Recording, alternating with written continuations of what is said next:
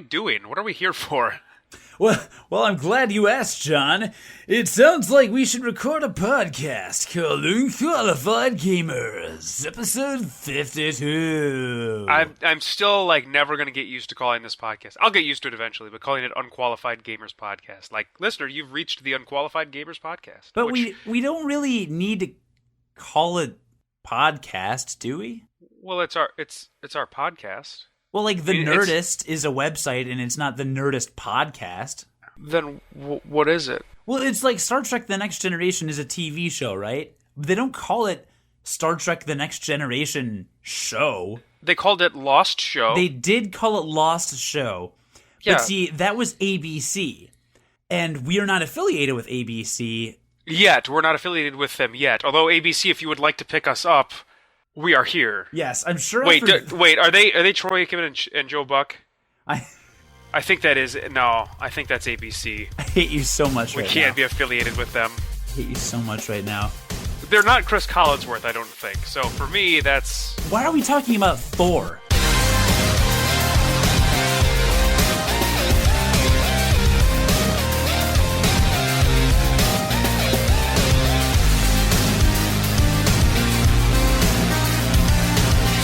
So this is episode 52 of Unqualified Gamers. I am your host, Cody, and this is...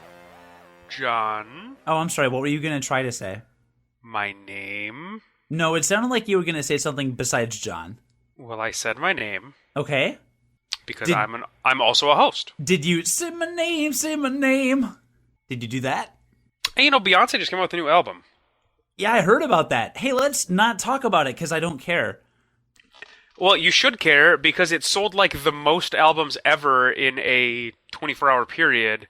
That's probably not the correct stat. I think it sold the most digital albums in a 24-hour period. It sold like 900,000 albums, and that's like a full year for like the hittiest of hit albums.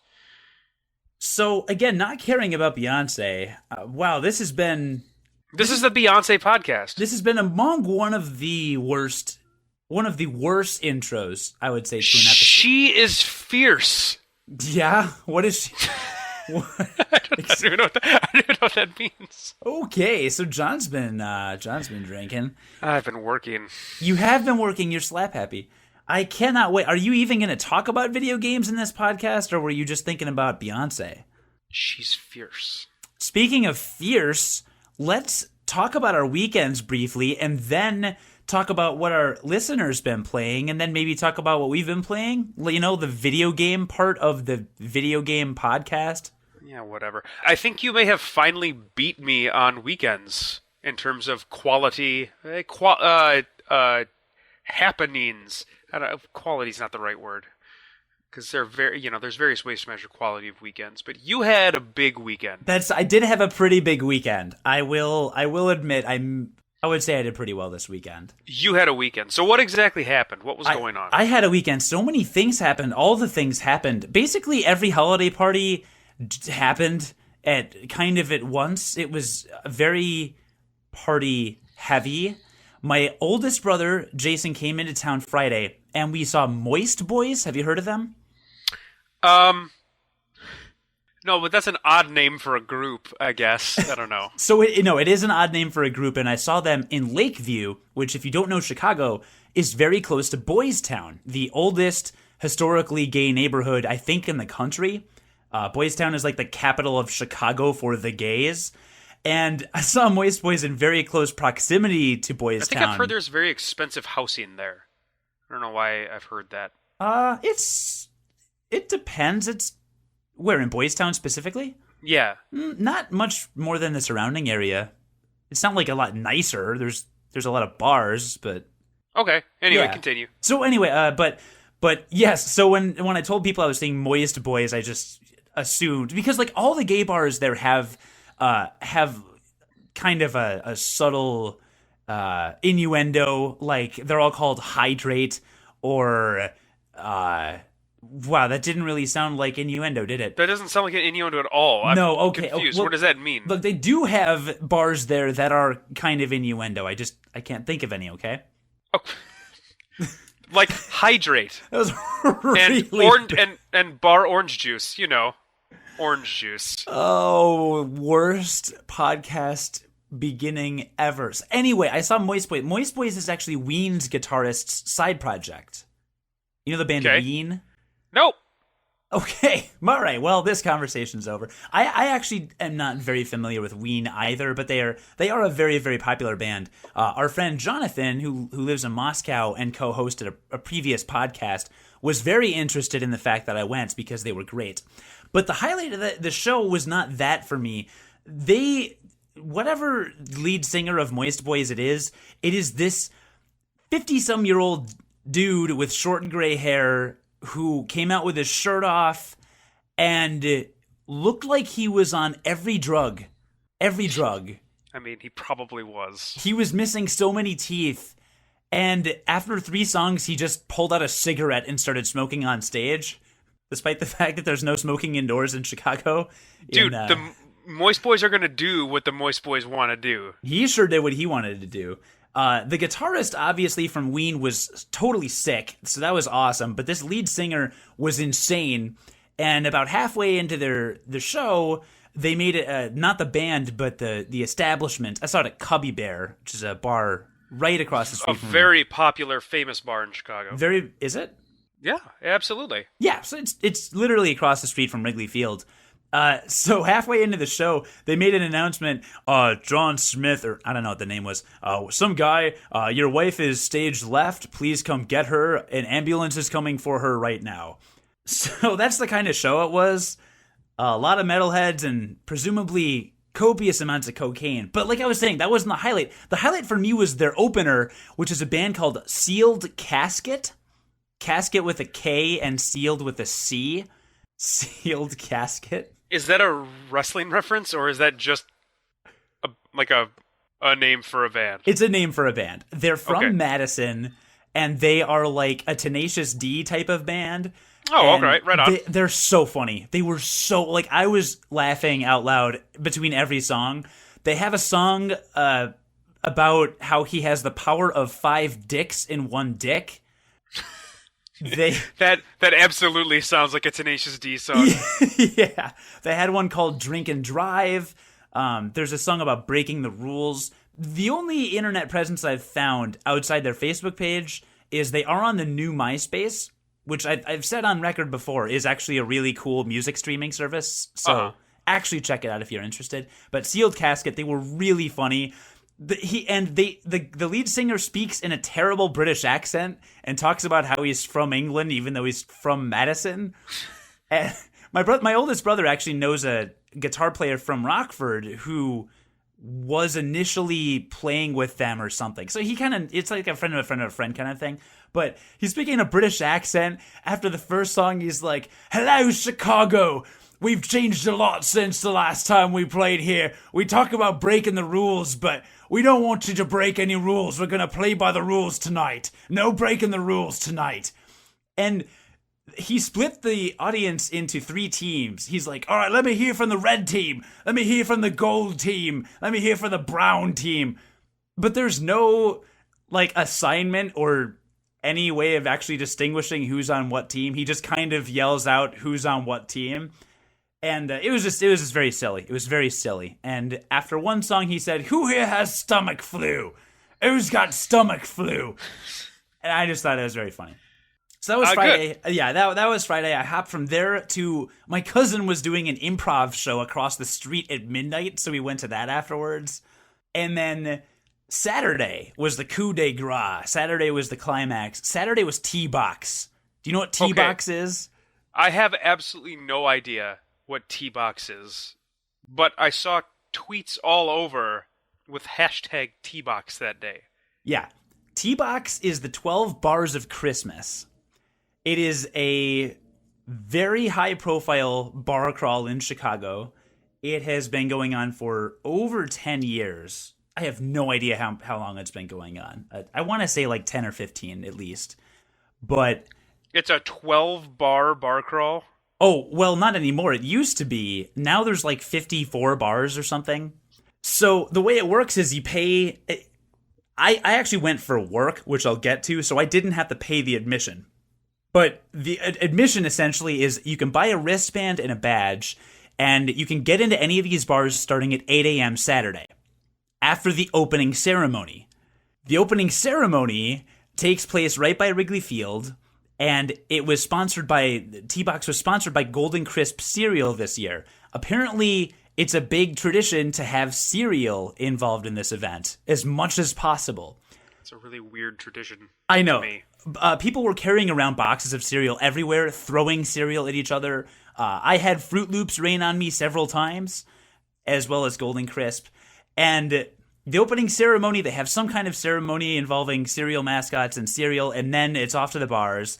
And there were over 50 bars involved. And you pay like $75 for a wristband. You can get in before 8 a.m. You can drink, and it's basically just a bar crawl. It was sponsored also by Miller Lite, so it was $3 for one of the big cans. You know, like the 16-ounce cans. Sure. The huge ones. So $3 for 16 ounces of beer, even if it's Miller Lite, is pretty good for Chicago.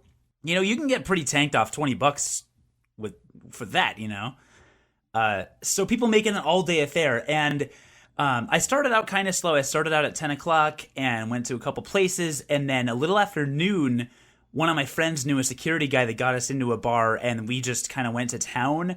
And I got destroyed. And I met so many nice people. So many nice people that day. It was a lot of fun. You cannot remember a single name. Jory. I met Jory at Taco Bell. I sat next to Jory at a bar. I met Jory at Taco Bell.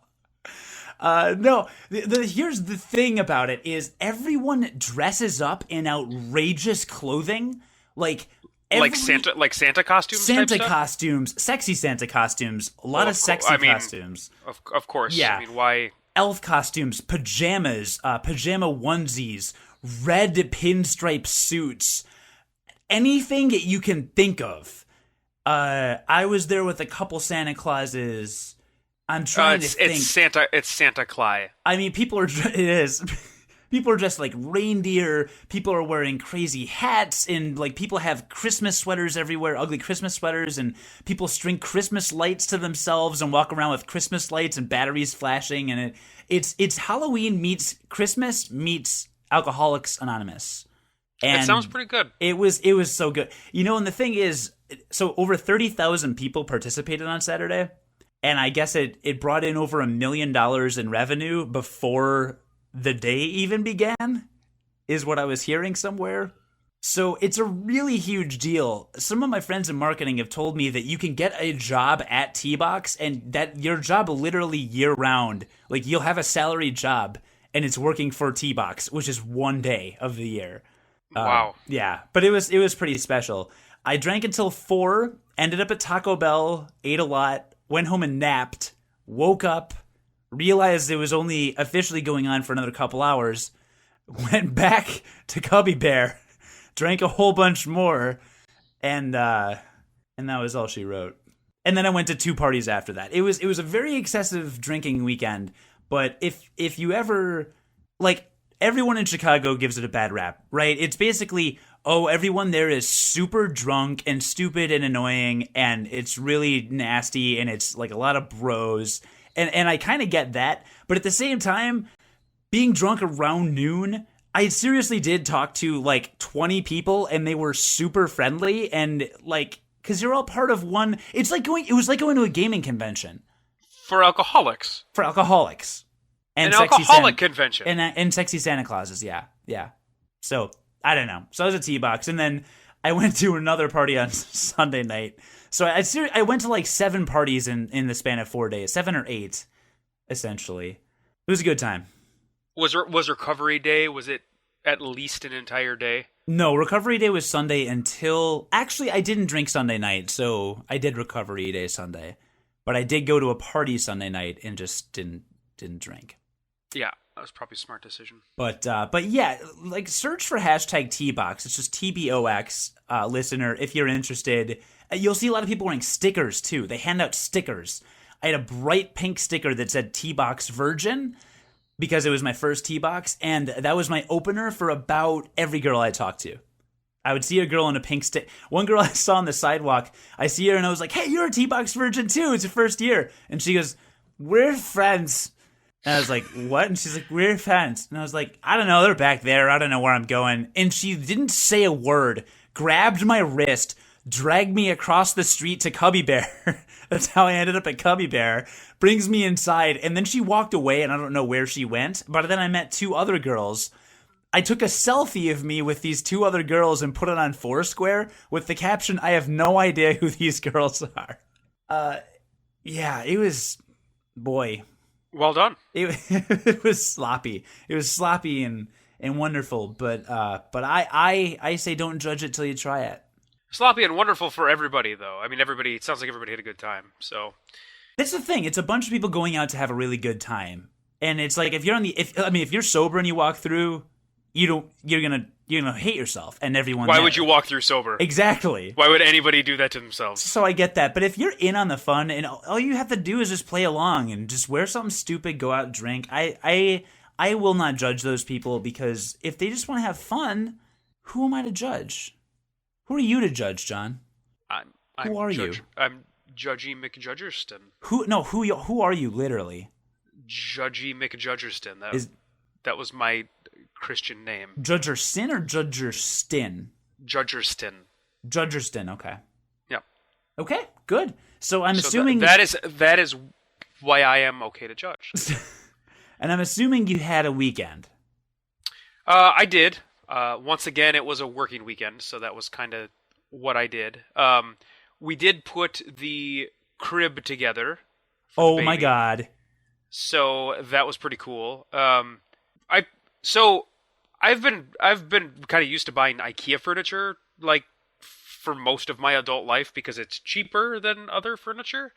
And most of the IKEA furniture you buy is like relatively cheap, and it comes in a billion pieces. So like, I've got some cabinets in the kitchen that I bought from IKEA that they each took me about an hour and a half to put together because they were so many pieces to put together. But the crib that we got is actually it's a very nice crib. My mother-in-law bought it for us, and it came in like 5 pieces, and it's a super high quality piece of furniture. It's a big thing. Like, cribs are big. I don't know if you knew that. I didn't realize just how big they were, but it's freaking big. And it came in like 5 big pieces, so it was far easier to put together. I was anticipating like an entire night, and it took my wife and I like an hour to put it together. Well, that's not bad. No, it wasn't bad at all. So we did that, and it was awesome. It was kind of fun. So that was kind of our date night. And it was also our 2-year anniversary, too. So it was kind of like our anniversary activity together. And then we got a 3D ultrasound of our baby. And, I've got my ear to the ground in terms of technology as it relates to the hobbies that we're interested in, as it relates to pharmacy, right? Because those are my 2 big interests. Right, yeah, you got to stay on top of the industry trends. Right, but I have no idea how technology is advancing in other fields. So, I don't know if you've heard about 3D ultrasounds, but it is one of the most incredible things I have ever seen, honestly. It's like so apparently what they did, my wife went alone and sent me the pictures, but because I was at work. But they took her in and they did like a normal ultrasound, and it was like the normal pictures and everything. And then they like went over it with a layer of computer magic, Disney, Pixar, whatever. And you basically see the baby's face like as if it were outside of the womb. It is incredible. So we basically got to see a picture of our little guy, and it was really freaking awesome. Wow. I didn't realize Disney and Pixar had a ultrasound division. Yeah, that's what I'm saying. And you wouldn't, because it's not like you're keeping your ear to the ground on the pulse of Disney Pixar ultrasound technology. But yeah, it's pretty cool stuff. That does sound cool. Now, I noticed you said the baby's face. So you're not at the point where you're calling the baby by its name? Oh, no, we call it by its name. But Oh, you don't? Yeah, let's not do that. Yeah, I understand. Yeah, we call him by his name all the time. Some people think that's weird to do before it's born. Some people just clearly don't. I mean, I don't think it's weird. Some people, maybe it's like a superstition. I don't know. I mean, we're attached enough to the. I mean, at this point, we are attached to us. It is our baby. Yeah, so it's like a thing.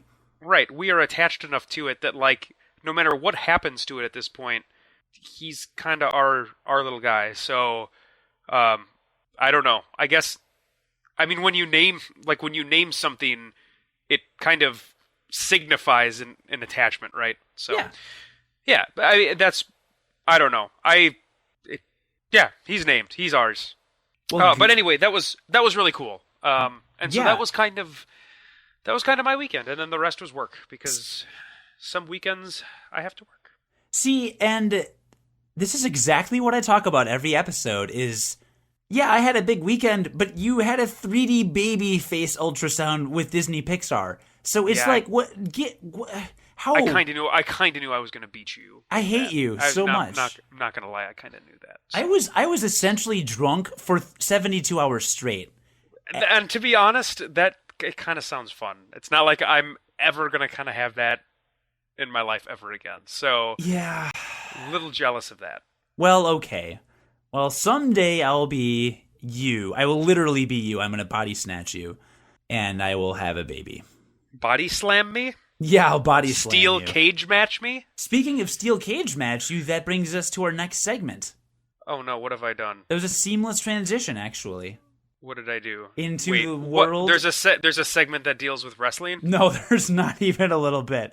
Not even a little bit. Well, the next segment is what has our listener been playing, and maybe our listener was playing a wrestling game, huh? Were they? Nope. So that's too bad. But so my segue actually wasn't nearly as good as you say. Well, but it was because I called out that it was a good segue. Oh, got it. Right. When I set the frame there. My reality becomes the listener's reality. Because right now, the listener has us in the listener's ears, right?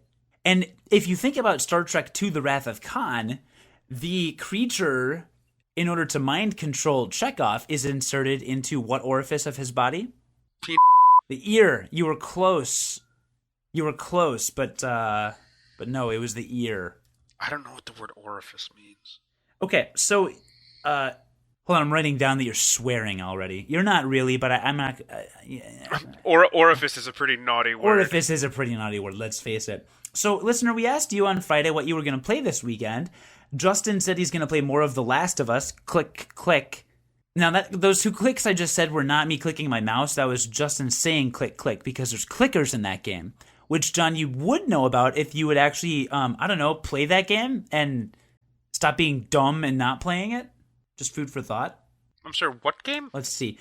Our other listener, Jonathan, has been playing Pokemon Y and Super Smash Bros. Melee, which is not Brawl. I think the people that got, like, so Pokemon is cool to me, but there's a subculture of people where it is like their jam, right? I mean, it's like I'm going to build multiple teams. I'm going to breed multiple teams of Pokemon and make sure that my EV values are up on all of them. Eevee is my favorite Pokemon, for the record. You have no idea what I just said, I don't think. Nope. Yep. So like the fandom is strong with Pokemon. It's pretty awesome how strong it still is. And you're saying with Smash Brothers, or were you just talking about Pokemon? I was just talking about Pokemon because we've seen the same listeners say that they've been playing Pokemon since it came out, and that's 2 months in the same game. How long has it been since you've spent 2 months playing the same game when you're playing it like every day? Dissidia Final Fantasy. That was forever ago.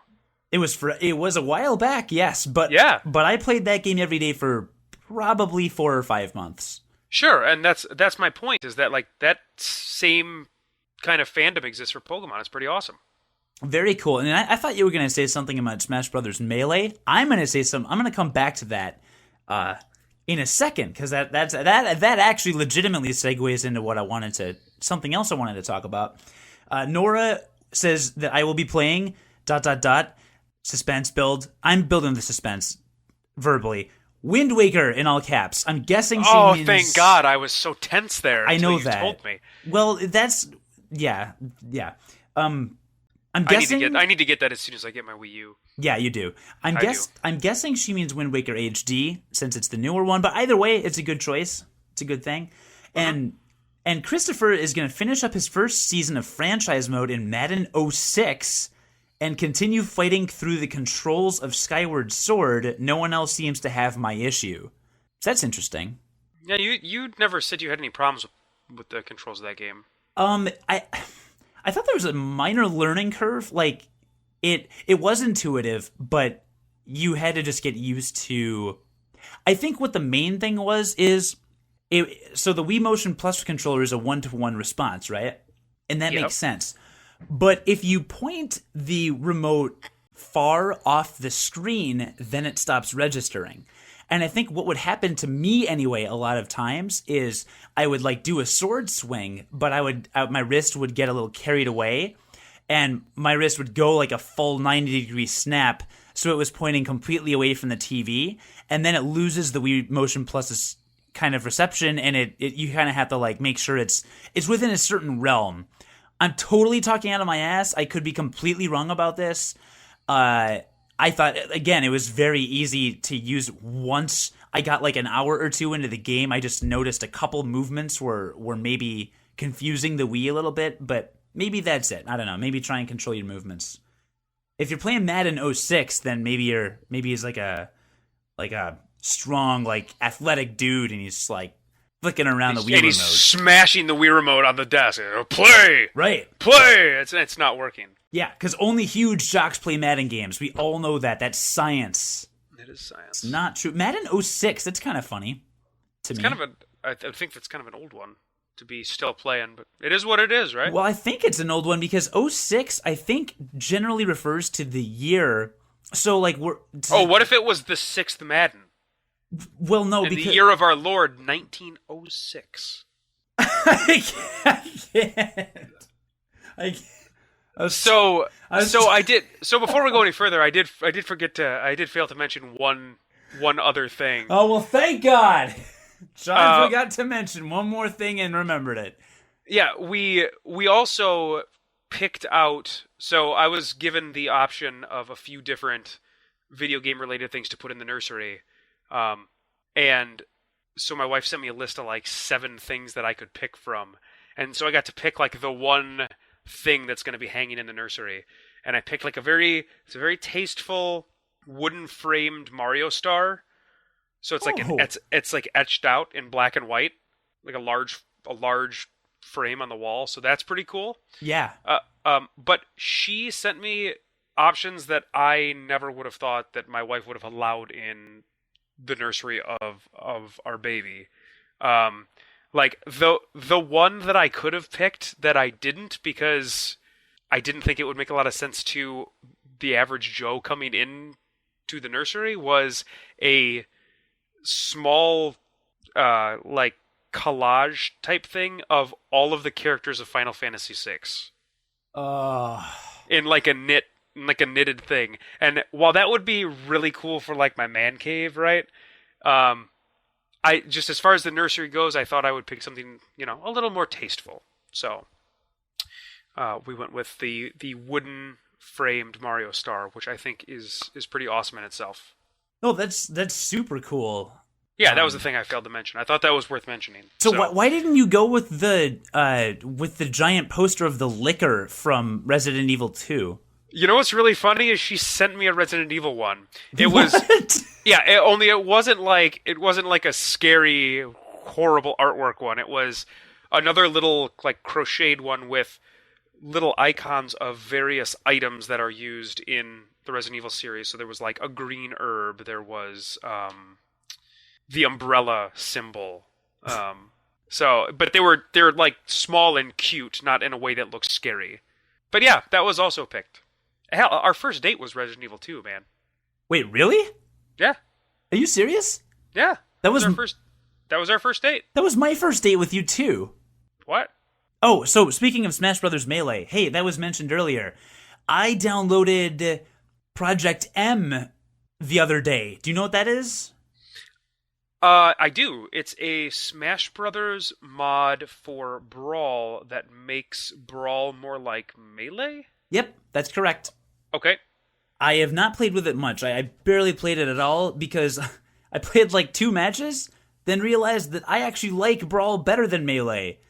So, kind of sad because... Oh, kind of awkward. Yeah, because I'm jumping around and I'm trying to grab items in midair, and then in Melee you could do that with the Z button, which we all know is the most useful button in the controller, right? The Z button, right? Right. So you could do it with the Z button, but that was the only way to do it. And in Brawl, they changed it so you can, when you hit the A button to pick up an item, you can do that in midair, and that accomplishes that too. Stuff like that, characters being less floaty, as you could call it, a little higher gravity. I noticed those, played a couple matches, and I was like, well, I'm good on this for a while. Which is kind of sad because they did add some content. They added a few of the stages from the original Super Smash Brothers, like Hyrule Castle and Saffron City, the Pokemon level.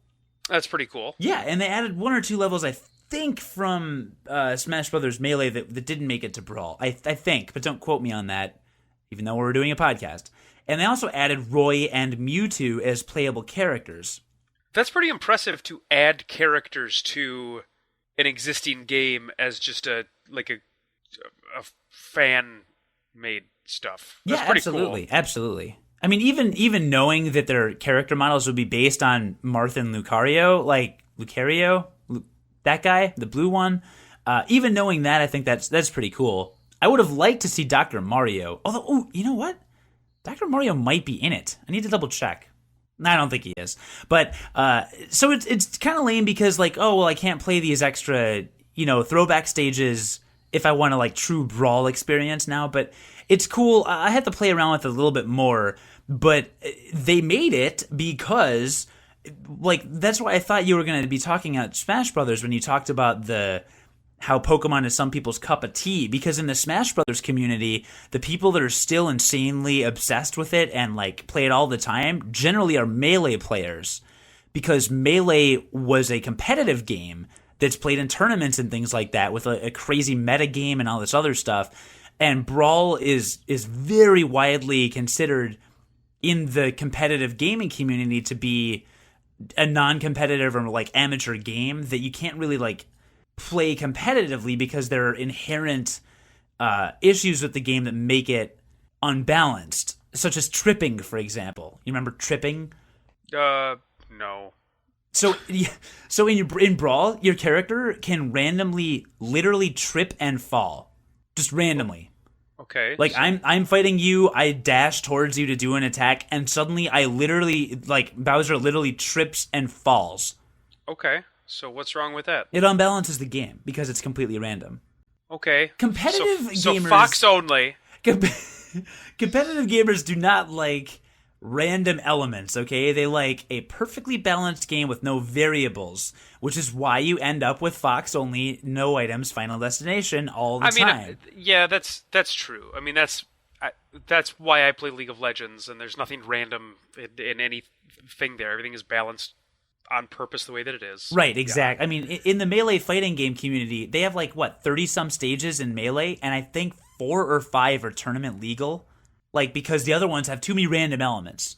Really? Yeah, oh yeah. No, you can only play Final Destination, Battlefield, for the tournaments I've been to for Brawl, those two plus Smashville or whatever that city is from Animal Crossing, and I think Delfino Plaza, and there might be one more, but I don't even remember. And that's it.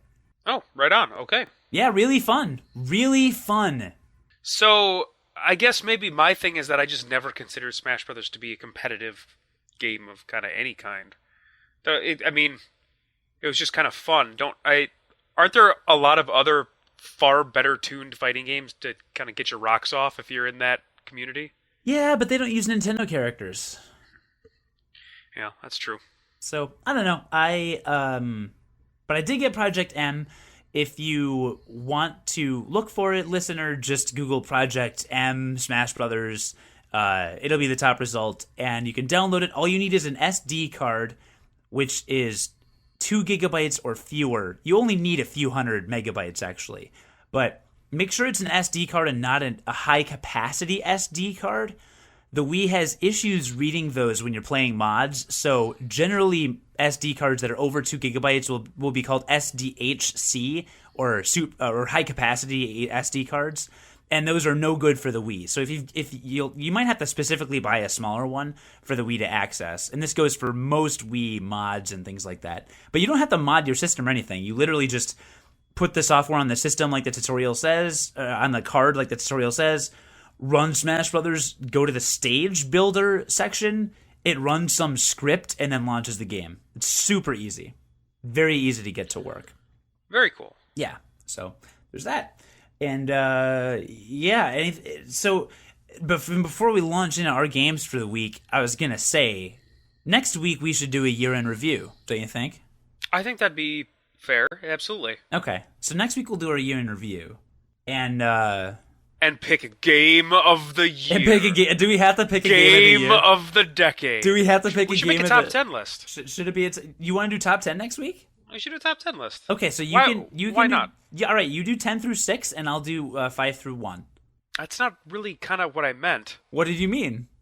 I meant we kind of each do a top 10 list. Okay, so you can do 10, 8, 6, 4, and 2, and I'll do 9, 7, 5, 3, and 1. Yeah, right. That sounds great. So 10. Fine, top 5. We'll do top 5. Is it top 5 games that Right. we've played, or top 5 games that we? Top 5 movies we've seen. Okay. What the hell do you think? I mean, Now, does it have to be games that came out in 2013, or just games that we played in 2013? we're not a review site. I think just games we played. Okay. Because For instance, my game of the year might be Metroid, the original, on Nintendo. did you play that this year? No, but had I, it might be my game of the year. Well, you've got a week. I kind of do. You kind of do. It's a pretty good game. Metroid? Yeah, it's good. How is it good? You go left when you start the game. That does circumvent your expectations. What? It circumvents your expectations. So anyway, let's do that next week. That sounds good. All right, that sounds good. Great. Anything crazy happened in the video game world this week, or no, not really? Steam Machines got shipped. That's kind of neat. Literally no one cares. I care. I was really hoping that I would be picked to be in part of that in that beta. So anyway, Steam Machines got shipped, and they're super powerful, and they were just given to people because that's what Valve does when they're like beta-ing stuff. So whatever. I'm alpha. So that happened. It did. All right. Well, that is the worst update I think you've ever given. Well, I don't think there's not a lot of stuff happening right now. Well, Nintendo announced Cranky Kong's gonna be in a video game. Well, you just changed my. They didn't, though. Did you see VGX? No. All right, me neither. Let's not talk about it. So anyway, what'd you play this weekend? I started playing a game that is super duper surprised me in terms of how good it is. It's called Ghost Trick. Have you heard of this? Ghost Trick? Yeah. So this was a game that was made in 2010 for the Nintendo DS. And I'm not playing it on the DS. I'm playing it on the iPad. So I read Twitter a couple of times a day, 45. And Ghost Trick, which on the iPad has a pay structure where it's split up into chapters, and you can buy chapters like 1 through 4 for $5, 5 through 9 for $5, etc. And it's $20 for the whole game. There was some sort of flash sale going on one day, and the entire game was $1 on the iPad. Good. And so I was like, well, I've heard that this is a good game. It was just completely off my radar until it showed up in tweets. So I was like, I've got to get it. So I got it, and I started playing it.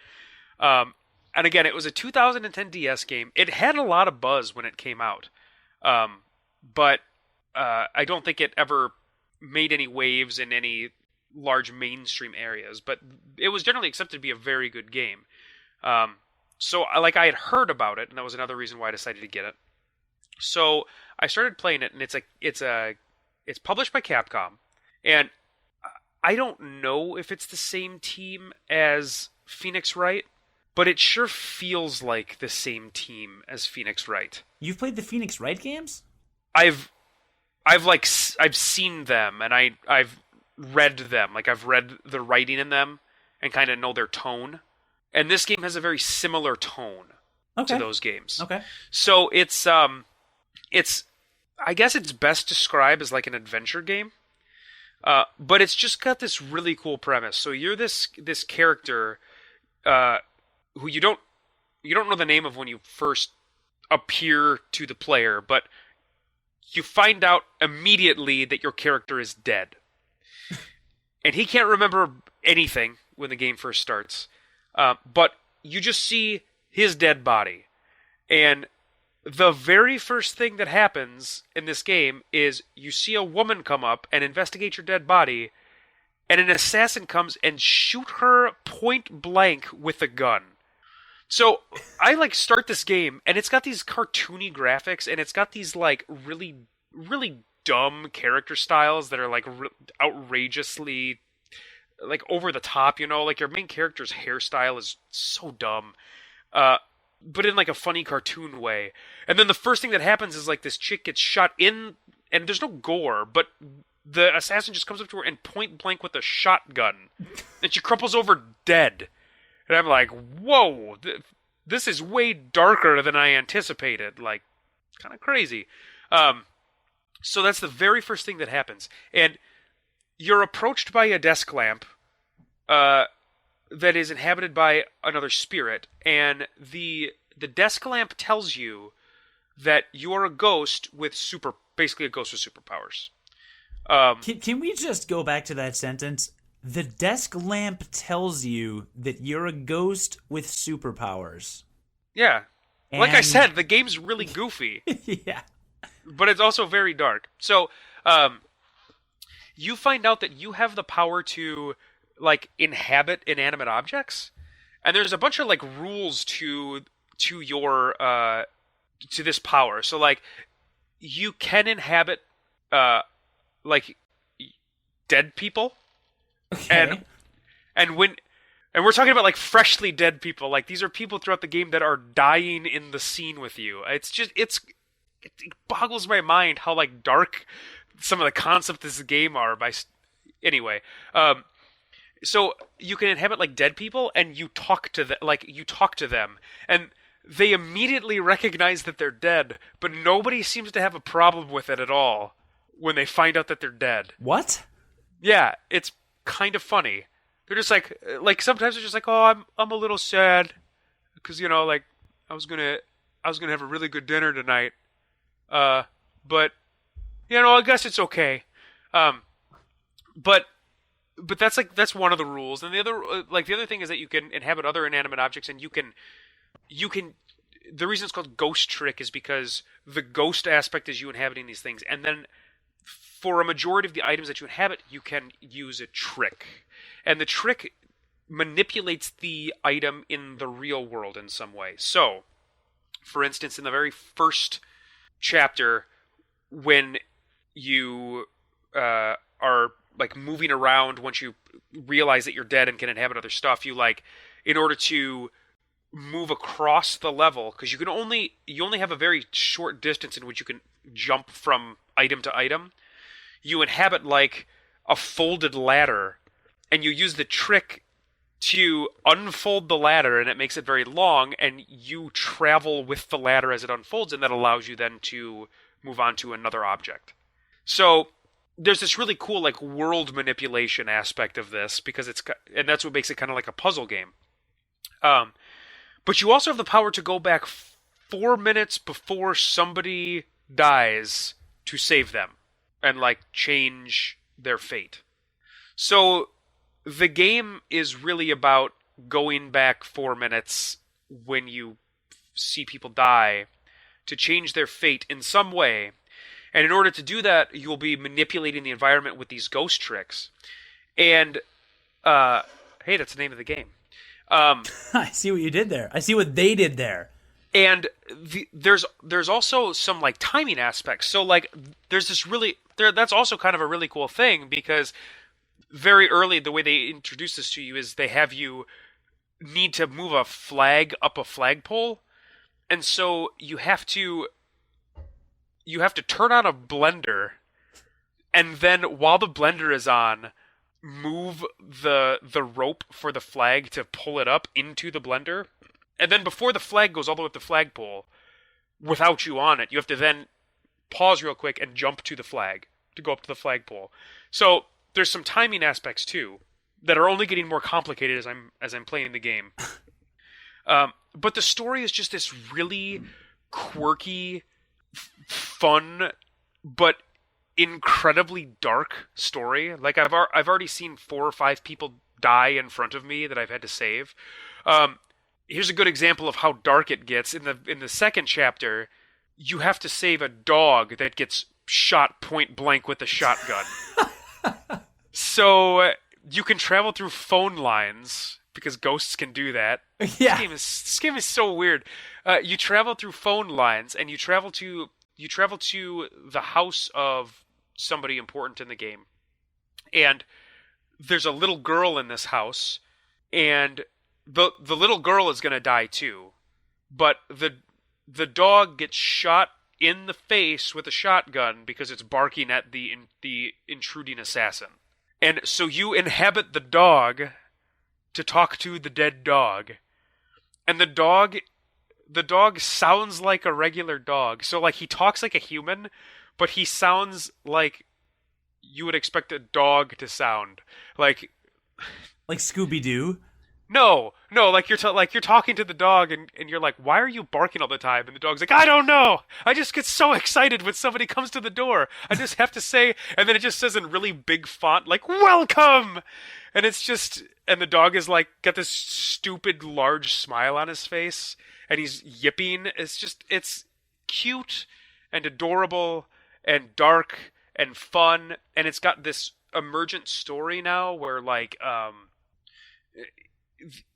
nothing is clear at all, and you're just kind of piecing together who you are and what happened and who these people are that like found you dead. And all the while it's this puzzle game where you're moving around. Like I had to solve one of the puzzles by making a donut roll up a donut cart because for some reason this girl just had this huge bowl of donuts that she was going to eat.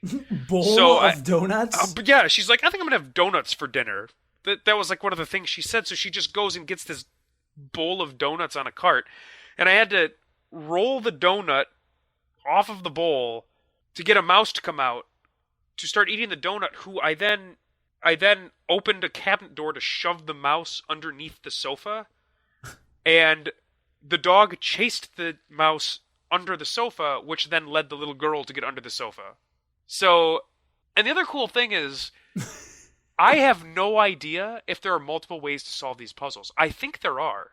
Because, you'll get to like a puzzle scenario, and there's like 15 to 20 things. 15 to 20 objects to manipulate. Right. And I used maybe 6 to solve that particular puzzle, but there were all these other objects too. So I have to imagine that either there are a lot of red herrings to each one of these puzzles, or there are multiple ways to solve these various puzzles, which would be really cool. Yeah, that's pretty awesome. Yeah, but I have no idea because I'm not reading a FAQ. This is the type of game where like you don't want to read a FAQ at all because it's all about kind of the discovery of the puzzles. And at any point when you get to one of these puzzles where somebody dies and you're going back in time to save them, you can rewind to the start of that particular puzzle. And at various points throughout these puzzles, there are fate changes that they're not the point at which you have saved the person's life, but they act as a checkpoint in the game. So for instance, in that puzzle with the girl who needed to hide under the sofa, at the very start of that, she puts on some headphones and is listening to music. So kind of no matter what you do, you can't get her attention until you find a way to have her not put on the headphones. So once you get to the point in that puzzle where you get her to not put on the headphones, it changes her fate. And if you need to rewind, you can then rewind to that point. So it doesn't force you to go all the way back, because some of the puzzles do take a while. It's not 4 minutes of real time. It's like 4 minutes of game time, which can in fact be longer than that. So you wouldn't want to be rewinding all the way to the beginning of that every time, because there are kind of one-shot moments sometimes where you have to do something at exactly the right time, and you have one shot to do it. And if you don't, you've lost. You've automatically lost, and you have to rewind. So they've done a good thing in at least having some checkpoints in there. But I'm super digging it. Way more than I just, like I said, this game was completely off my radar until it showed up in these tweets, and I was like, oh, Ghost Trick, I've heard of that game. And I remember I heard it was good. So yeah, and it translates. Here's the other thing I've realized. If a game was made for the DS or 3DS, it translates absolutely perfectly to an iPad or any other touch device. Yeah, that makes sense. If the developer takes just a little bit of time, because obviously it's a two-screen thing when it's on one of these other systems, but if the publisher takes any amount of time and any care in porting it to the iPad, it is a beautiful experience, because this works absolutely perfectly with your finger. Absolutely perfectly. Like you're inhabiting various things super quickly by just dragging your ghost spirit around in these figures, and it's perfect. It's really good. So who was putting on the sale? Was it an iTunes store sale? It was probably Capcom. Okay. Well, because you said I don't know how, like, I mean, I'm aware of Humble Indie Bundle and Steam sales, but some of these other digital download things, I don't know where the sales come from. The only way I found out about it was through Twitter. It was like, hey, guess what? Ghost Trick the entire game of Ghost Trick is on sale for $1. So yeah. If honest to God, this it's really good. Like, it's really, really good. And if you can find it like used on the DS, you could probably find it for $10-15, I would think. Seriously, you should get it. Or you can play the first chapter for free on the iPad. They do that thing where you can download the first chapter and then you can unlock it in books of chapters. Do that, at least play the first chapter and see if you kind of get hooked like I have. Because it's a puzzle game, and it's a puzzle game and an adventure game, and I like both of those genres, but it's such a unique premise. And it's just got this really dark sense of humor that I really appreciate. And I don't know if everybody can appreciate that, but I really do. And what's the art style like? Like, how are these graphics presented? There are so they're 3D polygonal models that are very colorful. It's a very colorful game.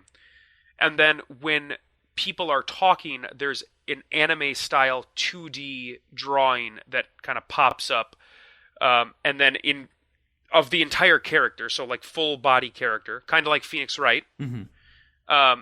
And then to show various emotions, there are various drawings of these characters. Okay. Except for the dog. The dog always has a really stupid grin on its face. Because it's a dog and it's excited about everything. So this is your number 2 game of the year? It's really good. Okay. I am absolutely going to finish this game because the story is super interesting, and it's just every puzzle is so different and kind of so fun. And it's so funny. It's just so wacky. Yeah, it's really good. And I'm guessing the puzzles are somewhat challenging because you hate easy games. Yeah. I mean, like chapter 2 took me like 15-20 minutes to get through the whole thing. Which is, it's like I think the game is 16 or 17 chapters. Oh yeah, that's not bad. That's pretty good. Yeah, and that was one of the earlier chapters. I imagine that it's probably going to get more difficult later. I would imagine. I would hope so. Yeah. So I've been I'm really impressed, and I love when games surprise me with their quality. And maybe I shouldn't have been surprised because it's, Capcom, I guess they have had some misses recently, but in general, they are a quality publisher. Yeah. So I guess maybe I shouldn't have been too surprised, but just for a game that I 100% forgot about and never would have remembered that it even existed unless I saw a tweet about it. super happy that I discovered it. It's like a little diamond in the rough. It's really, really cool. Sweet, yo. I'm glad you enjoyed it. I will think about it. Ghost Trick. Yeah, I mean, for you, because you don't have an iPad, I think the iPad is by far the easiest way to consume it at this point. But if you have access, like easy access to a used game store, or if you really like your DS or your 3DS and that you like to carry those around and play that, then that is the way you should go about playing it.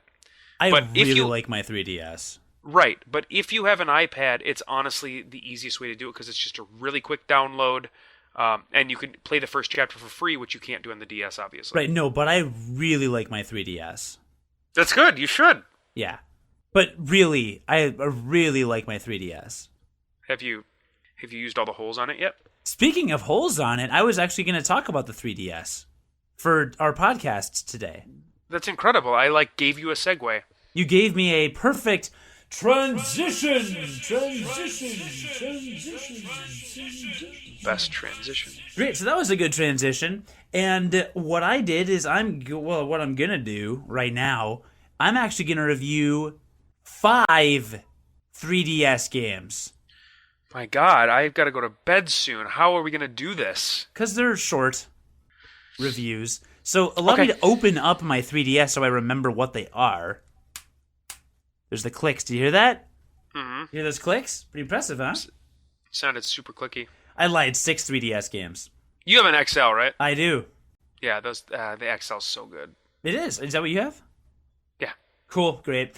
So, I want to talk about Nintendo Street Pass games. Do you have any Street Pass games? I do. I have that original free one that's like a role-playing game. I can't remember what it's called. Find Me? Find Me, yeah. Yep. And so I have that one, and I did play around with it a little bit when I first had my 3DS because I was able to get more Street Passes at that point. Yeah. So yeah, that's the only one that I ever played though. And you bought that one, right? No, that one was free. That was with it? Yeah. Okay. And I think Find Me 2 you have to buy. Yeah, that's it. And you have Puzzle Swap as well, I'm guessing, right? Oh yeah, that one I have too. Okay. So, listener, if you don't own a 3DS, here's how the Street Pass system works. Well, that's simple. That's simple to explain. Anytime your 3DS is asleep and you're walking around with it, and by asleep I just mean you just close it. It's turned on, all you do is close it, and that's asleep. While it's asleep, it's busy, like Santa's elves in the background doing lots of things. Right? Ooh, Christmas reference. Very good. Thank you. Like if you have it on at home, it'll connect to your Wi-Fi and download games. If you select that option to let it download games for you. So it'll like download demos for me randomly based on games I've played. Kind of like the PlayStation 4 supposedly is going to do. Which, you remember that announcement? We talked about this in the PlayStation... It's thinking. 4 reveal. It's not, but we talked about it during the PlayStation 4 reveal and talking about how it's cool because you can be sitting around, and if you opt in, then while you're sleeping and while the game is kind of dormant, it'll download a 4 gigabyte game, and then you can play the demo. Yeah, it's like we see you downloaded Backdoor Sluts 4. We went ahead and downloaded the first 10 minutes of Backdoor Sluts 5. Right, exactly. Because we think you'll like it. And the Wii U has this option as well as the 3DS. I don't know if Nintendo came up with it first. I'm guessing they did because they come up with a lot of things first. But it'll download things for you. If you walk by somebody else whose system is asleep, then you'll trade Miis. So that's the Street Pass. You get Miis that way. I've gotten over 40 Miis that way. It's easy for me because I live in a big city and I take public transit. So that's good. But how does it know when to go into Wi-Fi mode, when to go into Street Pass mode? How does that work? And that is based on steps. It actually measures your steps. There's a built-in pedometer, essentially, with the system. I'm sure it's probably horribly inaccurate. Like, right now my number says 4,300 steps. I don't know if that's today or lifetime, but I'm sure it's wrong either way. I don't know why I'm sure it's wrong either way, but let's just say it is. So it measures your steps, and while you're walking, generally, for me, when I look at it, it turns on Street Pass. And the more steps you take, the more play coins you get. And a play coin is like a credit that you can use in the Streetpass Mii Plaza, and you can use those play coins towards games. Now, Nintendo has, of course, like any good gaming company, monetized this. So you can also buy these play coins. I feel absolutely no need to ever do that ever because I walk around with my 3DS XL constantly. But if you get them while walking, just walk. It gives you an incentive to walk. Exactly. That's good for you. Exactly. It's good for you. So there's no way in hell I will ever buy a play coin for any reason. That's stupid. Play coins are also integrated into some of their major titles. Play coins are actually a part of A Link Between Worlds. Did you know that? No. Near the end of the game, so you know how in all the Zelda games there's a fortune teller that you can go to and they'll tell you where to go next? Right. Well, when I got lost trying to find the Titan's Mitt, which we talked about, I went to the fortune teller and they gave me a fortune teller goggles. And if you wear these goggles, then at various places in the game, you'll find ghosts sitting outside of dungeons or sitting near heart pieces that you can see but can't access. And you can talk to the ghosts and give them a play coin to give you a hint on how to acquire that item or enter that palace or things like that. So they've built the play coins into the game. I spent like 5 or 6 trying to figure out where the Titan's Mitt was. Again, listen to our previous podcast if you want to know where it is. Spoiler alert, it's in a dungeon. But you can use those that way. So Nintendo's done a good job of integrating it into games. And these play coins really come in handy, specifically with the Mii games, because there's 2 components to these. There are 4 games I'm really going to primarily talk about. There's Mii Force, Flower Town, Warrior's Way, and Monster Manor, which I all got together as part of a package. They have a sale. I want to say it's like $5 a game, or it's $15 for all 4, or something like that. I'm not sure how long the sale is, or if it's just like I don't know what the deal is with that. But with these games, when you Street Pass, basically, when you Street Pass with up to 10 people, you can store up to 10 Street Passes at a time. Let's say you get like 4 or 5 Street Passes. Then you enter that game and you've got 4 or 5 characters you can use. And then when those characters are done, you're done. And to continue playing the game, you have to either Street Pass more people or spend play coins, which is where the model kind of really like kicks in for the play. Because if you are obsessed with one of the games and you just want to play it nonstop, you could hypothetically just spend like hundreds of play coins and buy a bunch of play coins and spend that money to play these games. So these games come with kind of a caveat. I love Street Pass. I think it's the coolest thing ever. I love the social aspect of Nintendo gaming. So when I got these games, I thought to myself, well, of course, I'm going to Street Pass all the time in Chicago. And when I'm doing that, that'll afford me the opportunity to do this. If you're not a big 3DS gamer and you don't carry yours around a lot and you don't think you'd be Street Passing a lot, then maybe these games aren't for you. Because, again, you'll have to spend more play coins, and you'll find them a bit limiting. You may play them once or twice, but then, in order to play a third time, well, you got to spend play coins or Street Pass someone, and that could maybe get a little hairy. But I think, even if you're just walking around, you're getting play coins that you can spend. Yeah. So you don't necessarily have to interact with other 3DSs. You just need to carry it around. That's true. That's true. To clarify, I would highly recommend. Well, you'll find out what I'll highly recommend. But they're good games. These are good games. But yeah, keep in mind that you essentially have to have your 3DS on you at some point when you're moving, ideally, in order to do this. And again, this is an Unqualified Gamers podcast, so I don't 100% know what I'm talking about. But I'm pretty sure that's how the system works, the way it was explained to me by cute characters given to me by Nintendo. Cool? Cool. So I'll go through these 4 games. There are some strengths, certainly, to each of them, but I was really on the fence because Mii Force seemed cool to me. Mii Force is a space game. It's a space shooter game, actually. It's like a Gradius, just a horizontal shooter, like Gradius or Silver Surfer, if you want to use a terrible analogy. Mii Force I really wanted. Flower Town, you plant flowers, you create a garden. Didn't really care if I got that one or not. So, okay. Warrior's Way, you kind of put together armies to try and conquer other worlds using troops that you get from other people or from spending your play coins. That seemed pretty cool. I wanted that. And then Monster Manor, I automatically dismissed because I know Luigi's Mansion is kind of a love it or hate it for a lot of people.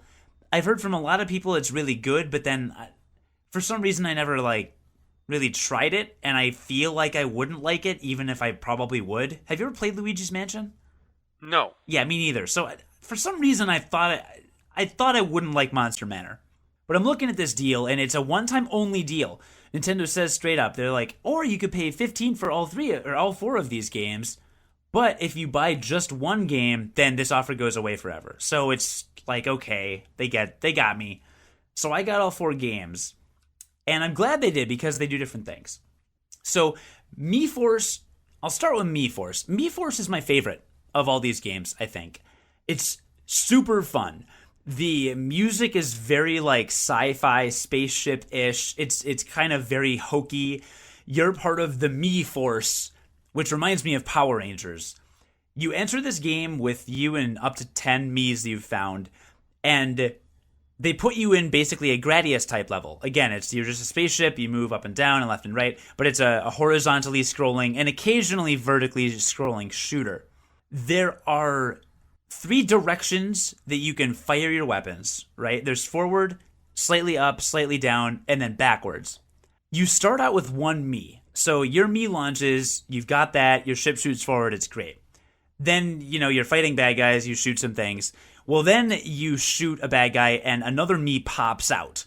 Because you all got to play to the planet at the same time, but not in the exact same place. So you go for a couple seconds, and then you shoot a bad guy, and then, a Mii pops out. Okay, cool, you join my force. You can use the touchscreen and you assign where you want to put it. You can either put it in a different direction so that your ship is shooting in multiple directions, or you can put it in a slot behind your main guy, which powers up that direction. And you can do that and have up to 3 Miis in one single direction. So if you've got a laser just shooting forward and you just want to shoot in one direction, just power it up, and then you've got like a triple powered forward shooting thing.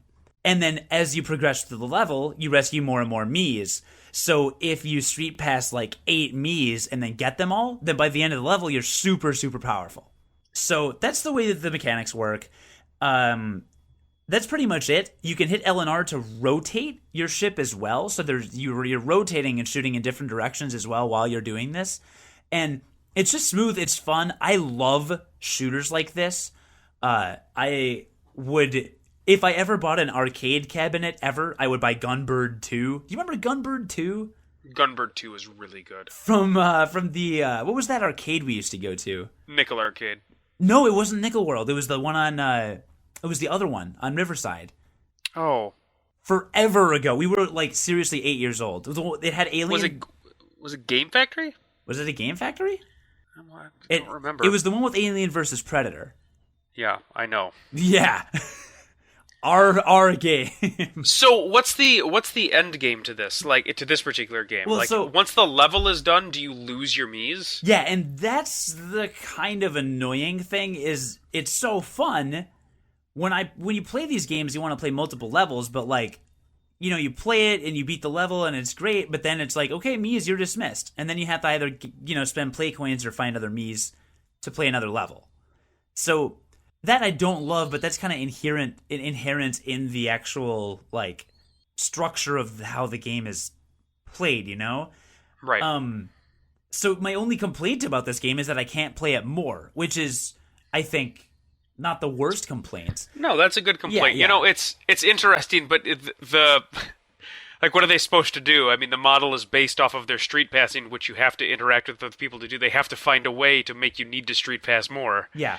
I mean, there's just... What I'm hoping for is maybe once I beat the game, they'll allow you to go back and play some levels without street passing, but I'm not sure.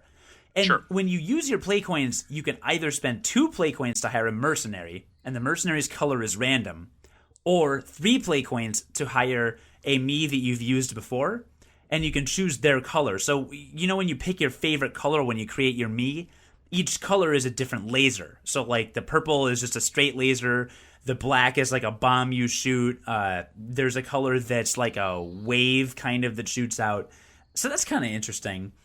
for that, and that's how that aspect works. But it's got a good amount of replay value. I've already replayed a level, even though I'm not even halfway done with the game, because there are up to 5 gems you can collect in each level. You get a bonus for not getting hit and losing any Miis, because when you get hit, you lose a Mii. And there is a target score that you want to beat, because then you hit the target score, and that's like an achievement, kind of. So there's 3 different kind of objectives for each level. And when you beat a level, it shows your score compared to all of your friends' scores on Streetpass. So there's an inherent, like, competitive aspect, even though you may never see these people again, because you want to beat all these people you've met in their highest score. So there's a lot of components to it that are really cool and give it a lot of replay value, and it's genuinely legitimately fun while you're playing it. And the music is super fun, and the little Mii captain hopping up and down saying, like, Mii Force, assemble, like, is very cute. So I like that game a lot. So that's Mii Force. So I'm just moving. I literally have my 3DS XL out in front of me, and I'm just looking at these games. Now that we understand the payment model, the rest of these should go a little more quickly. Flower Town is you pot a plant, or you plant a seed in a pot, and then you put it on a table outside, and then your Streetpass Miis, your friends, when you meet them, they run up to your seed, they water it, which makes it grow a little bit, and then they run off. So you get 8 Miis, they water it 8 times, okay? After 5 or 6, usually, waterings, the plant is fully bloomed. And then you put it in your plant journal. And then anybody else that waters that plant harvests a seed off of it. So let's say I have a fully grown plant, 6 people show up, they harvest 6 seeds out of it. Each seed has different attributes regarding color and genus, like shape of plant. Okay. And based on those, you can plant another seed, and it will give you the probability that it will generate a new plant. This game sounds lame. It grew on me. Ha! Get it? Oh! So here's the thing about Flower Town. Nope. Initially, when I thought that was the whole game, I thought it was kind of stupid. I'm like, really? Once you've grown a plant, you can put it in your garden and arrange it certain ways. And I'm like, okay, I got this kind of like a Sims aspect. But every time I've played it, and I've played it probably 7 or 8 times by now, every time I've played it, they've introduced a new aspect of the game. First, they introduced there's a mall where you can buy different color pots and buy other stuff. Then they introduced a system where you can sell seeds. Then they introduced a job system, not like a Final Fantasy job system, but they introduced like a quest system, essentially, where it's like, grow this kind of flower and give it to this old lady and you will get this cash reward. Then they introduced a new element where you can pay money to expand your garden. Then they introduced other new elements. So it keeps building to where it seems more like a Sims kind of game. It's a very collection-focused game. So if you like collecting, this game makes sense. And it's also a kind of aesthetic design, like you're designing your area. If you're the kind of guy who would play Civilization 3 and really liked customizing your castle or whatever as you progress through the game, like this is that kind of thing, because you make it personal and it's colorful and all that. It's Farmville. It's Nintendo's Farmville. It kind of is. I don't love this game. And if I had reviewed it a week ago, I would have said pass on this game. It's really stupid. But again, it keeps adding things, so I'm not going to trash it. I'm not going to say it's bad. I would just say that it's a more passive game, and it serves a different purpose than the other games that you can get. But again, if you're on the fence and you just kind of want to get the 4-pack, I wouldn't say that this is so bad you shouldn't do it. It's worth playing. I turn it on. I play it, but so far it hasn't blown me away. So that's Flower Town. Warrior's Way is very similar to Find Me. Find Me is the game that, as you mentioned, comes with the system. Basically, Warrior's Way is, so some Streetpass Miis show up. They say, all right, here's Jonathan from Illinois. He's got 300 troops. Yes, they're going to join your cause. Awesome. And then Brad from Illinois shows up. He's got 250 troops. They're going to join your cause. Boom. Okay. So whenever a smaller army gets street passed, they join your army. I'm up to like 5,000 or 6,000. When another army comes that has way more than you, like say 9 million, which has happened to me several times now, when the 9 millioners show up, they don't join your cause, they greet you, and they occasionally give you troops. And then you bring those troops to battle. So let's say like the first battle I had 800 troops, and I was going up against 500 troops. You split your forces into three parts, is essentially however you want to divide them. You can see how the opponent has their guys split. He could have 100, 100, and 300, let's say. And then you split yours accordingly. And you assign them a role, like archer, spearman, or swordsman, I want to say. And those roles they play like rock, paper, scissors. So let's say, first you send your force of 100 into battle against his force of 100. That's an equal match, right? Well, no. You pick rock, paper, or scissors. He picks rock, paper, or scissors. And if you get the advantage, you get the advantage. If you get the disadvantage, then he'll probably beat you. But if you have the same thing and you have superior numbers, you'll win. I've won with superior numbers every time. I've never actually chosen the right rock, paper, scissors of the three. I've always gotten beaten by the computer, so I'm really good at this game, clearly. But I always win with superior numbers. And you have to beat 2 of their waves of forces in order to take the nation, basically. There's like 15 different nations, I think. And then that's how you progress through that game. So it's basically a slightly more advanced version of rock, paper, scissors, where you're just building your army by talking to people. Okay. It's very simple. It's pretty mindless, but it's kind of fun, and you have this like British dude with a monocle that's kind of your advisor that talks to you, and I think he's kind of cute and funny. Not a lot of depth, really. I mean, you're telling me that it's like $5 for a souped-up version of rock, paper, scissors, though. I mean, that's what you're telling me. Kinda. And I like rock, paper, scissors. Yeah. But I can play it with my fist. Okay. Which costs me less than $5. But you need to play it with your fist and another person. So this is like rock, paper, scissors for lonely people? For people without friends?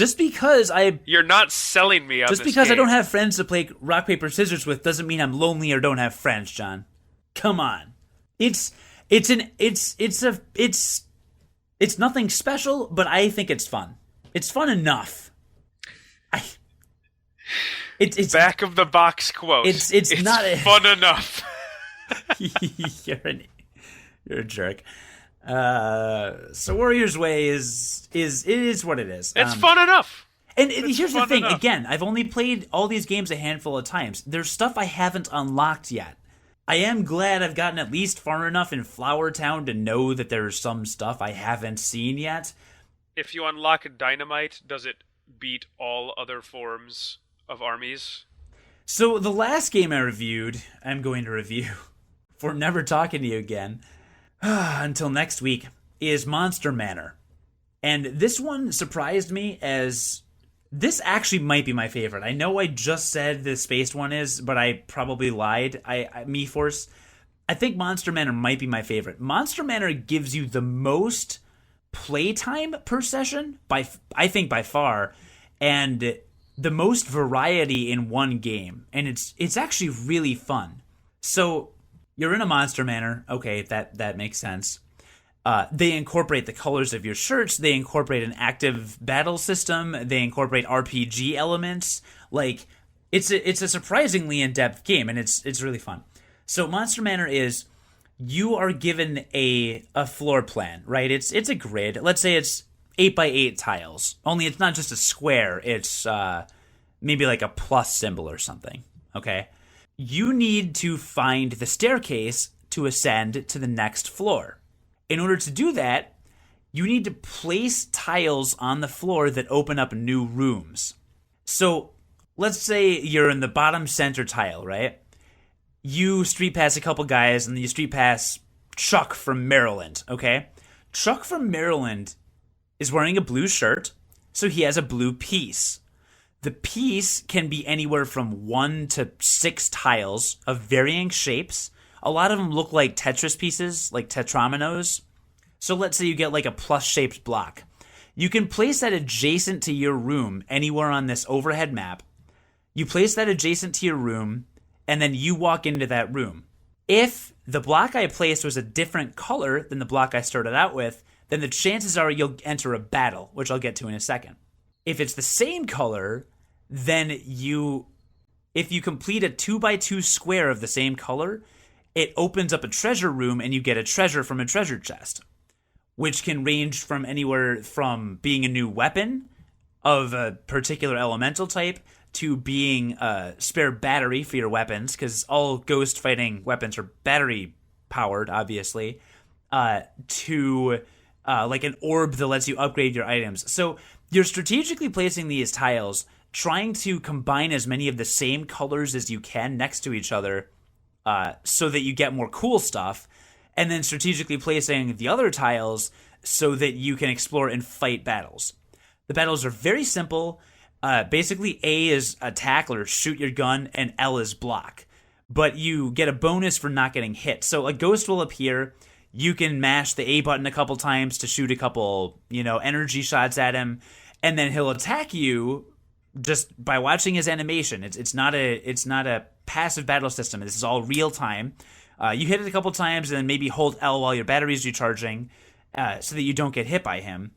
And the battles are very short. They're pretty quick from what has happened to me so far, but you knock them out in a few shots, you get experience points, your weapon can gain up, level up, you can get items, and then you continue placing tiles given to you by the characters that you've street passed. So you've got the RPG element of getting things that level up. You've got these orbs where you can upgrade your gun. The guns have different elemental types, and in battle you can use the touchpad to switch which gun you're using to combat the ghost's weakness. And you've got this element of kind of the logical part of your brain, placing these tiles. It's not rocket surgery or anything, but placing these tiles strategically on the map to try and reveal more of the floor. And then once you've reached the staircase, you can go upstairs. If you want to return to that floor later, you can, but the idea is to progress, up to the top floor of this Monster Manor. So it's multi-layered. Again, it takes me probably at least 10, 15, sometimes 15, 20 minutes to get through one session of this game. If I've got, 8 or 9 Street Pass people. So there's the most amount of depth to it. And if you think you're going to walk around with with your 3DS a lot and not really maybe necessarily play it a ton, I think this would be a really good game, because you're getting a lot of bang for your buck every time you enter this game. And that's Monster Manor. Sure. Are these games are all of them endless? No, there is a specific ending to all of them, and I really, really want to deliver a follow-up when I finish these games. Mii Force definitely has a finite amount of levels. Flower Town, I don't know if they have any kind of ending.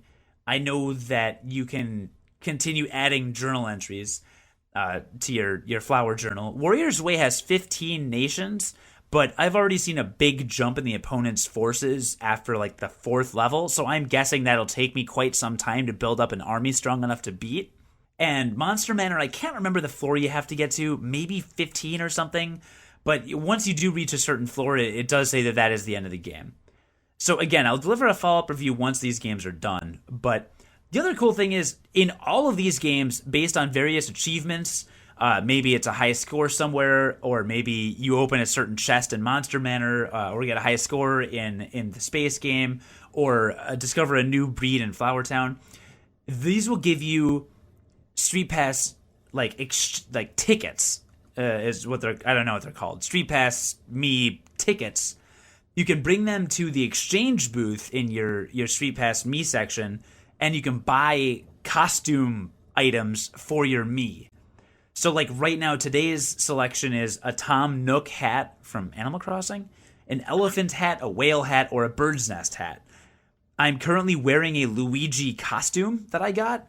And I've bought a Mario costume, a Link costume, a green shell hat, a Fireflower hat, things like that. And there are a ton of these items for you to get that allow you to change what your outfit is. So there are a zillion outfits you can unlock. There's 4 on sale per day, every day, that changes out. So there's a lot of variety. And I like to change mine once in a while so that, I can street pass somebody and then street pass another person 4 days later and it's a totally different looking me because I'm wearing a different accessory. So the kind of payoff to a lot of this is these tickets that you get kind of have this value of giving your me a new look, which adds some variety. So it kind of spices things up a bit.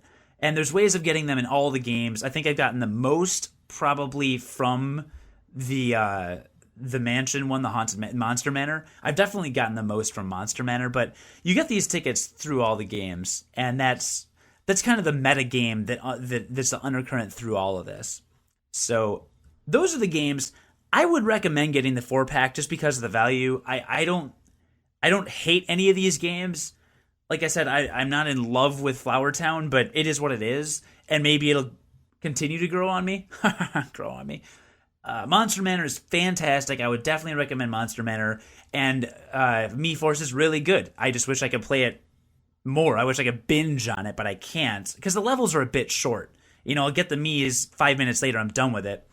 And then Warrior's Way is Warrior's Way. It's not John's cup of tea, but I think it's fine. So those are the Street Pass games. I don't know if I'm sold. What do you? No, I don't know. I mean, it seems like there's a lot more game to stuff. The real draw is the actual street passing stuff itself. Like the actual act of street passing is kind of the bigger draw, more so than the gameplay of these games. It kind of sounds like, and the ability to get stuff to dress up your avatar, your me. I think it depends on the person. Right, but I mean that's what you're saying is that's kind of the end goal, right? That's your end reward for playing these games. Because other than the Haunted Manor, the Manors of Madness, what's it called? Haunted Monster Manor. Yeah, other than Monster Manor, it doesn't seem like there's a lot of gameplay to any of these games. Well, no, there's definitely gameplay to Mii Force. I mean, Mii Force it's a straight up. Oh, sure. I'm sorry. And the shooter, too. Yeah, Mii Force is a really good shooter. Yeah, Monster Manor's got the RPG element gameplay. Warrior's Way, I would agree, has a very small amount of gameplay. I think Flower Town is one of those more strategic games where you're trying to collect things and eventually breed plants.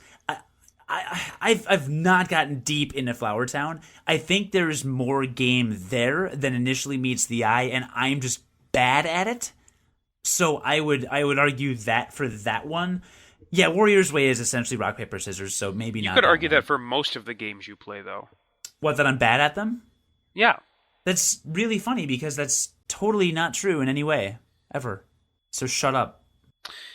Well, like I said, I don't know if I'm 100% sold on that, but at the same time it's a little less appealing to me because I don't live in a spot where there's a lot of street passing going on ever, Yeah, see, that's the thing. I really like street passing.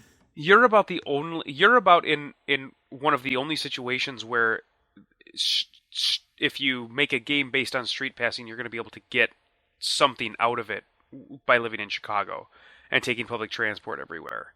Yeah, and obviously Nintendo's in Japan, and in Japan, everything is super urban. I mean, right? Tokyo specifically. Well, not everything is super urban, but there's a lot of cities, aren't there? I mean, isn't there a big... Tokyo specifically is very congested. It is very compact. Okay. Maybe there's just more walking. That's what I see in anime. A lot of walking everywhere. Yeah, well, we all know that Japanese culture can easily be mirrored by anime. Right. So, point is, I believe that this whole thing was kind of designed, the whole Street Pass idea was keeping in mind a lot of Japanese people, because they're from Japan. Did you know that Japanese people can change sexes by being doused with cold and warm water? Ranma 1/2 taught me that. Yeah, Ranma 1/2 is a documentary. It's an anime? An anime documentary, yeah. Just like Japan. Yeah, okay, sure. So, what I'm saying is, I think a higher percentage of Japan is urban than American percentage. I think a higher percentage of Japan than a percentage of America. I think the number of percentages... Listener, we're not just unqualified about video games. We're unqualified about other cultures as well, apparently. So the thing is, Japan is really just a big city, isn't it? It's just a big city with a really long, tall wall in the middle of it. They got knocked down in the 60s, 70s, 80s. Oh, it was the 80s, wasn't it? Got knocked down to stop separating East and West Japan, or North and South Japan, I think is Berlin. No, North and South Japan, and because the North, Berlin, Japan. North Japan's the bad one, right? And then South Japan is the good one. Yeah, North Japan is the. But then they built a Great Wall to keep out the Mongols who are coming from the coast on their seahorses. And you can actually see it from space. Japan. The Mongols? Yes, the Mongols. Don't be ridiculous. Don't be silly. Everything I've said so far is true. Look, point is, I don't know what I'm talking about. But what I was trying to say is I think more people are in the position to street pass in Japan than there are in America, which is fine. So, this is a very situational thing. If you live in North or South Dakota, do not get a street pass game because no one else is alive there.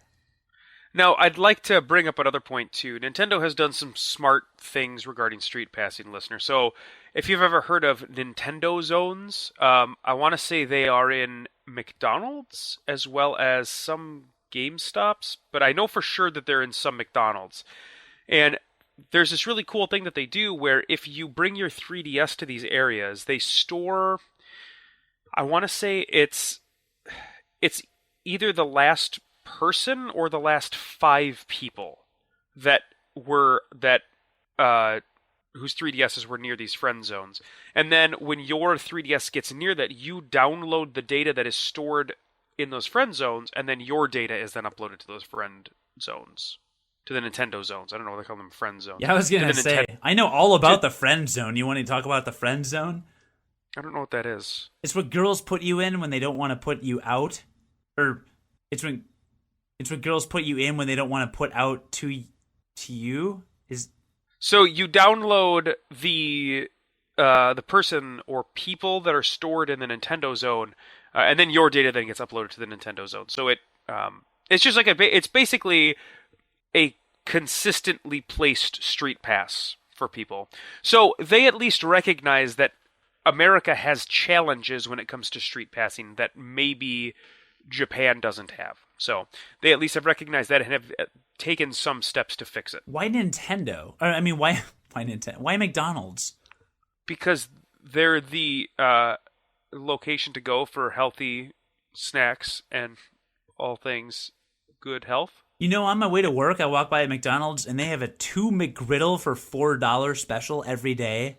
I feel like McGriddles are I had really bad heartburn the last time I had one. Oh, I love the McGriddle. I had one, and it was really bad. The heartburn was really bad. 2 for $4? It'll kill you twice as fast, yo. Isn't the syrup baked into the pancake? Yeah, it is. It's a sandwich. It's like a McMuffin, but instead of a muffin, it's a syrup-infused bun, kind of. Like a pancake. A syrup-infused pancake, kind of. But maple syrup is a liquid. Yeah, I know. It's infused. Think about it. Ugh, it doesn't sound good. Like I said, gave me really bad heartburn the last time I had it. It's tasty. I don't feel good after I eat it by any means. I actually feel bad. Like my body doesn't like what happened, but it tastes good. Do you feel good after you have Taco Bell? Yes. Taco Bell is the best. Dude, the Taco Bell I had Saturday was special. See, I live in a city, there's like 2 Taco Bells in Chicago that are anywhere near anywhere I ever go. So when I go near that Taco Bell, it's like a treat for me. And when I'm really drunk at 4 o'clock in the afternoon, sitting next to a girl named Jory, talking to her about Santa Claus, that's some good stuff right there. That's when Taco Bell is really at its finest. And really when I'm at my finest, let's be honest. Oh man, Taco Bell. I just remember her name because that's kind of a memorable name, Jory, You know what? I can't think of a better place to pick up chicks than a place that's going to make you shit yourself. Oh, she was with like 7 dudes. I wasn't trying to pick her up. I was trying to pick up the dudes. She was my in. So anyway, Nintendo Street Pass games are good-ish if you're not John. But I say Monster Manor's really good, and the space one, Mii Force, is pretty fun as well. So if you only get one, probably get the Hana one, or maybe Mii Force. But hey, if you like flowers, maybe Flower Power. I don't know. I'm not here to judge. But I do like the Street Pass. And actually, I beat Link Between Worlds, a couple weeks ago. Sure. And I've gotten notifications that, because I haven't played it since I beat it, because I haven't needed to, but I have 8 new Shadow Links that I can fight in the game now. Because I've passed 8 people with Street Pass. I think those links are talking shit about you, dude. Oh, yeah? You need to go take them down. I probably will. I actually started the pre-order bonus for the 3DS, this Legend of Zelda Link Between Worlds 3DS XL. The pre-order bonus was a copy of The Legend of Zelda Oracle of Seasons, released in 2001, and I did start that. So I'll review that at some point in the future. Those games were phenomenal. Really good. Seasons and Ages? They were both very good. Did you play them both? I did. Oh, fine. Guess I'll just I did. play it 12 years later than you. Fine. I don't care. It's fine. It's kind of cool. You've given me homework now, because now I have to like go back, look at all of the episodes, because I don't keep a log. And I've been meaning to do this, but I don't keep a log of the games that I play. What I used to do that, right? The log. I know you did. Right. And I've been meaning to start that, but I never have. Well, so, but mine was never ongoing.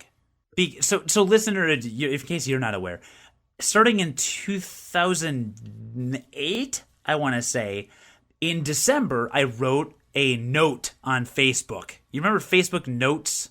You ever do that? I remember Facebook.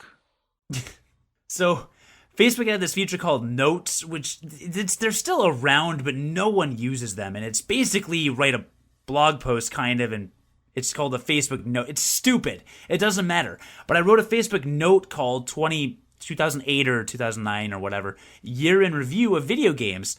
And I went back and I thought about every video game I had played and then guesstimated how long I played each of those games. Now, this was easy on Xbox because you could pull up Xbox Live and see when you last played each of your games in your library. It was also possible to do that on the Wii to some degree, so I kind of did that. And then I didn't play that many games that year, so I remembered what I played on PS2 and, like, my handhelds. Like, because if I bought a handheld, I had it. I just looked through how many handheld games I have, and I'm like, oh yeah, I bought these DS games this year. So I did that and tagged a bunch of my friends in it, and it was kind of a funny, stupid thing. I did the same thing for the following 3 years after that, and either last year or the year before was the first, it must have been the year before last, was the first year I had never done it because I played so few video games. Because I got to the end of the year and I was like, well, I played some Rock Band and some Call of Duty. Having the podcast is going to be really nice because we'll be able to go back. So, listener, you can look forward next week to Cody and I talking about the best games that we played this year. Yeah, exactly. Yeah, and that doesn't mean they're going to be from this year, but it's going to mean that they're going to be the best games that we played this year. 10 is a lot because we've only really been consistently podcasting. I said 5. You said 5? I said 5. Okay, so you're going to do 5, 4, and 3, and I'll do 1, 2, and 1? Or do you want to just do 5 and 4, and I'll do 3, 2, and 1? So wait, I'm going to do 5 games, and then I'm going to do 4 games. Then you're going to do 3 games, and 2 games, and 1 game? Yes. That seems like a lot. So does 5 each. I didn't even play 5 games this year. Our podcasts, I think, beg to differ.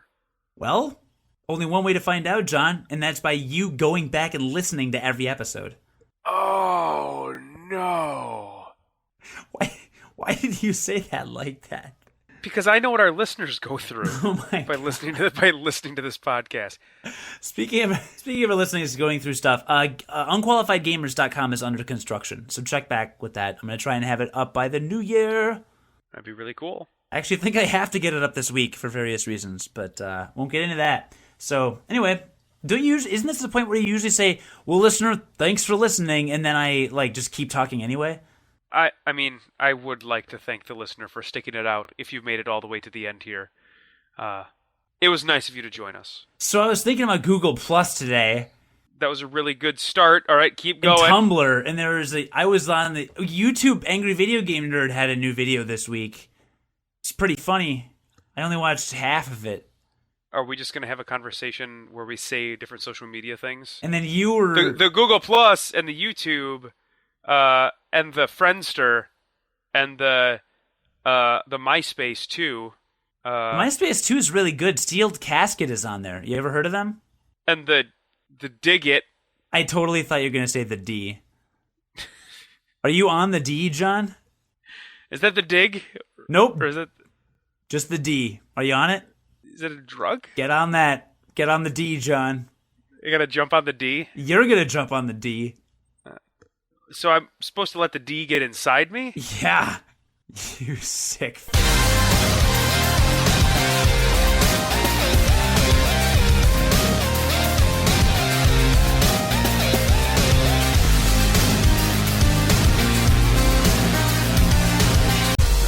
Good. That was pretty good. Let's stop. I think that was pretty good. Let's stop it right now. All right.